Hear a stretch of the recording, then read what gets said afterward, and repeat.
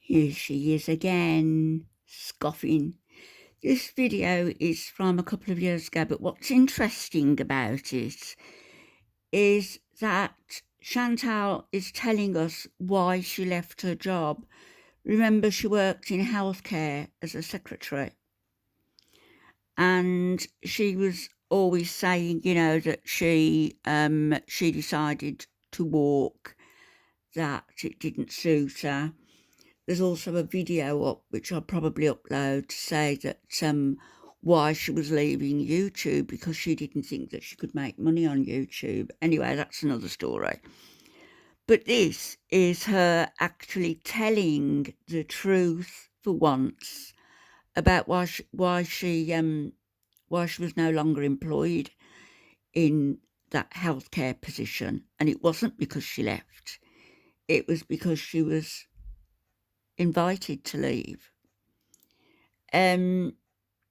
She's just basically an individual who does not take kindly to being asked to do anything that she doesn't want to do, being told to do anything a certain way when she thinks she knows better.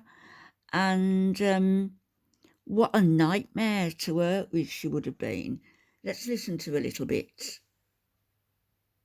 So I went for a little drive today in the heat. I have AC in my car. I drove by my old work. I haven't been completely honest with you guys, but I did that because I wasn't sure if I wanted to talk about it. I told you guys that I left my job because I had a 1-year contract, but then I was like, you know what, screw it. People go through this shit all the time with jobs, and I think it might be like therapeutic to talk about it because I haven't really talked about it since I've been gone. The truth is, I was let go at my job. Here's the whole story.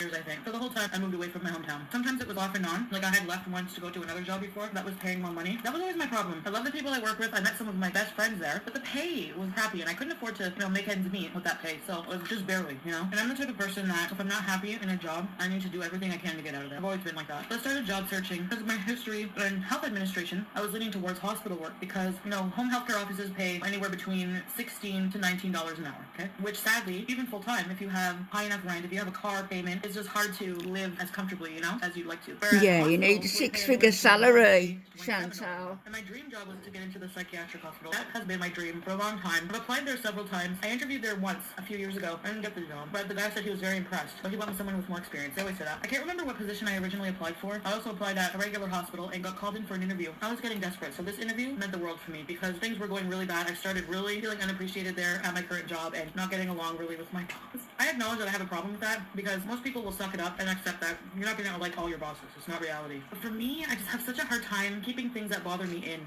Bosses don't like a naysayer. They don't like people who are like always questioning why things are being done a certain way, But I was good at my job and I worked any hours. I worked weekends. They needed me. I really just wanted to get out of there. At this point, I got called in for the interview in a hospital, in a knee replacement clinic or something, knee therapy, something like that. I was like, oh, okay. I paid well. I think it was like $22 an hour. Not bad. Good benefits. The interview was a nightmare, guys. Oh my god. It was such a bust. You have to be bilingual in English and French, which I am, but my French is rusty because I have not practiced in a while. Keep in mind I'm a bigger person too. So I'm waiting for my interview. The girl calls me in. I get pulled into a little tiny examination room. It was like small, even for normal sized people. And they had 3 people doing the interview. Do you know how intimidating that is? So I sat in this little examination chair. I was high up, higher than them, and the 3 were in front of me looking at me with their legs crossed, just like deadpan face. No hint of any friendliness. I had a bad feeling, but I thought, give it a chance. Try your best. I stuttered a lot. There was one question I passed on because my brain was like major brain fart. I couldn't think. Anyway, I didn't get the job. But this is funny because walking to the parking lot to get back to my car from that shitty interview, my phone rang, and it was the psychiatric hospital. My dream job. It was the human resources asking me to come in for testing, covering this girl going away for maternity leave for 1 year in the schizophrenia outpatient department. Now, yes, there's confidentiality, but I'm not going to name any names. I'm technically not supposed to talk about what happened, but fuck it. I mean, I think just to the media, like the news or whatever, I think I can, Anyway, so I felt lightheaded. I was like, oh my god, all things happen for a reason, I called my grandma right away. Oh my god, you'll never guess what. I went into the psychiatric hospital for testing. They did Microsoft Excel, data entry, and typing speed tests. Pretty standard for a secretarial job, and they were so friendly. So found out later that I did pass that. Then they sent me to a language testing center. I was a bit nervous to test my French. So this guy who's really French sits there, converses with you in French for a while. Then he makes you listen to French and translate what they said and all this other stuff. So I passed that. I did very well. I was surprised. I don't know why. Need more faith in myself. I passed that. So the final step was an interview. And a couple days prior to my interview, I was at a Chinese restaurant with my mom and grandmother. And, I had a fortune cookie. And the fortune cookie said things will change for the better. And I still have that fortune somewhere. I go for the interview. From the very start, I felt so at ease. the secretary to the boss. She was the manager of the schizophrenia unit. The way the psychiatric hospital was it had like a schizophrenia ward, it had, mood disorders, PTSD clinic, and it had geriatrics unit, okay, and a forensics unit. I was talking to the secretary prior to the interview. I was in her office and she was so nice and bubbly. And then I'm like, do you mind me asking how many other people have interviewed for the job? She said none. So I was like, oh my God, I'm gonna get this job. I'm gonna get this job. So I was so happy. That made me at ease. And the boss was so friendly. She brought me into a room and she was so impressed. I'm not gonna toot my own horn. Well, yeah, I am. You know what? I'm really good at interviews, except for that one. It's tricky. Like, if they make you feel at ease, I'm just so confident, and I do my thing and I'm really good at it. But if I send something off, I can lose confidence and mess it up. You know what I mean? I did really well. She interviewed me with another lady. I got the job. So I was so happy. I had a whole week of training, which might not seem a lot, but it was crunch time. The girl trained me. Very nice girl. I still talk to her once in a while. So for about 6 months, I was working on schizophrenia. Did so wonderfully. Was accepted. I would say I'd been for 3 of the psychiatrists there. They just loved me. In that unit, I was like, when you go to a hospital, there's like a glass window thing. You go to talk to somebody. I was that person, So I got to interact with the patients one-on-one. I loved it. Could be hectic at times because one of the doctors I worked for was very cluttered, let's say. And he would call in sick a lot, so I had to rebook his patients a lot, and he was already jam-packed. When you're dealing with people with mental disabilities and schizophrenia, they become very anxious. They need to see their doctor, No secretaries wanted to be his secretary, but I was like, whatever. I organized his desk. He was a nice guy. And working for doctors, one of the perk is for holidays, they give you gifts. I don't know if it's because they have a lot of money, but they always give you money and things like that. I eat lunch with psychiatrists, with nutritionists, dietitians, nurses, wonderful job. So then, after 6 months, I started to panic. People were telling me, keep an eye open for permanent positions on their website, internal postings. It's unionized. It goes by seniority and qualifications. A lot of the people hired started a long time ago, so they weren't bilingual, a lot of them. This hospital was just transitioning to a fully bilingual hospital, so they weren't looking for bilingual. So I had that on my plate. So I started looking at positions. Note that on schizophrenia, I was a secretary level 2. Okay, it goes by levels. Level 3 is the more advanced, kind of executive level. I saw an opening in the geriatrics department. Didn't really say, who I'd be admitting for, what the job, it just said basically what the job description is. I thought, hey, I do all that now. There was some budget stuff or whatever I've never done. So I went for the interview. 3 people at the interview, 3 women. And right off the bat, I should have seen the red light that they had the clinical director of the unit there. So she was the head psychiatrist, woman in about her late 50s, very stern, unforgiving look. Turns out that her secretary of 30 years, who was very close to her age, retired, and they needed a new one. So right off the bat, big shoes to fill. I told them, I don't have experience with budgeting, but I'm a quick learner. You know how you do that? I don't have this, but I can do this. Trade-off thing. The boss seemed very pleased, but the doctor was a bit concerned. And you know what? I had big shoes to fill. Like I said, I'm this younger person replacing this person who used to organize her life, and she said, I'm very technologically, I'm not savvy. I rely heavily on my secretary to be organized. And I said, okay, that's no problem. You can count on me. Well, this job, I really wanted it. It was permanent, full-time, 7 to 3, all holidays, weekends, everything off, holidays paid, great benefits, paid $29 an hour, cushy job. So I get there the first day of the job. I had to track someone down to show me my office. Okay, so basically, her old secretary retired. They replaced her with someone, but she was there for like a blink of an eye. This girl that I was replacing. It turns out that she couldn't stand the doctor. I had no training. That secretary was gone. They pretty much opened the door. Here's your office. So from day one, the doctor was on my ass, expecting me to know things about how she likes things done, just because the old secretary did it that way. So, well, if I was telepathically linked to the old secretary, maybe that would help. But I'm not. I've explained many times to her, I'm learning, I'm really trying, and I had no training. She wanted to act like none of this was her problem. She would report it to the boss, like, why has she not been trained? What's going on? I felt like I was doing a good job. You know what I mean? It was the type of situation where no matter what you did, there was always something. It wasn't good enough. And I have a feeling that she just didn't want me there. You know what I mean? For some reason, I don't know what. I don't know if she didn't like overweight people. She was a very health conscious person, always biking around Italy, fuck, blah, blah, blah, eating her fucking bean salad or whatever. And then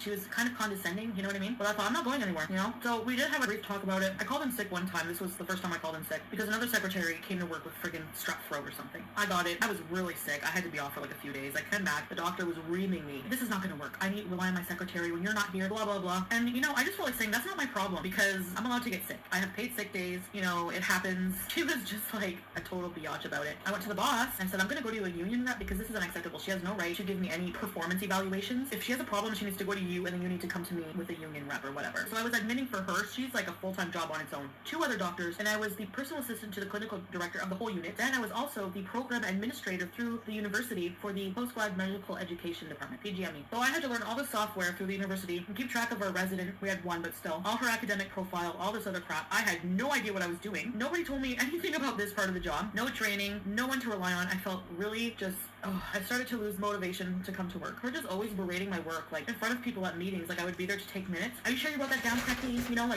We were like oil and vinegar, and it wasn't gonna work. I don't know why I didn't just go back to being casual or something because I could have stayed in a casual pool, waited for something else to come up. But I kind of burned my bridges. That's where I'm kind of immature. If something pisses me off and it's not going right, I become very discouraged, and I just don't give a shit anymore. Like I don't care what happens. I just didn't want to go. I would wake up almost sick thinking of going in there at 7 in the morning and dealing with her shit. It was just terrible. Too much. So I couldn't do it anymore. I called in sick a lot, just explaining to. She called in sick a lot. She didn't want to do the work when she was there. She didn't actually get on with people at her job. She has said this before in other videos. She was just a nightmare employee. She did not want to work, basically. They could have been paying her $50 an hour and she still would not have wanted to work. What she wants is what she's got now. Sitting at home, doing nothing except scoffing and lying.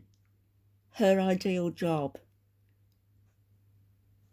Never in her dreams would she have thought that she'd make a living at doing nothing. But she has. And not only does she make a living at doing nothing, 6-figure salary, she doesn't pay any taxes either.